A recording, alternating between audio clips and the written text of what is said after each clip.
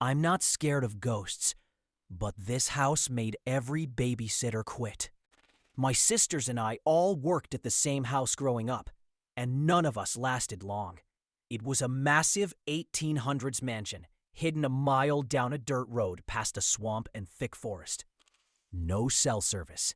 Phones barely worked.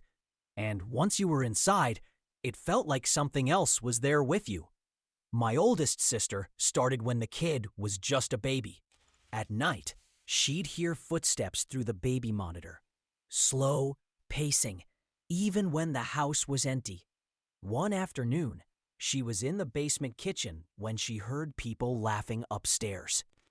She asked the kid if someone was home. He looked at her and said, "No, we hear voices sometimes, but we're not supposed to talk about it."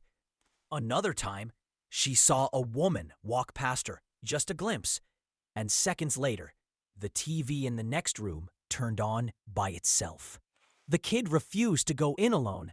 By the time my other sister babysat, the kid would casually point at random things and say, "That belongs to the dead people," like it was normal. One day, he just froze, staring at a painting, then dropped to the floor, repeating a name over and over, like he wasn't even there. When I finally babysat him, he was 8. We were sitting on the floor playing when he suddenly looked over my shoulder and started laughing. Not a normal laugh, forced, nervous. I asked him what was funny. He paused, then said quietly, "I just saw someone, but I didn't want to scare you." That's when my stomach dropped. There was one bedroom in that house where kids would have sleepovers. Different kids, different nights, same thing. They'd wake up screaming, crying about a man standing in the room.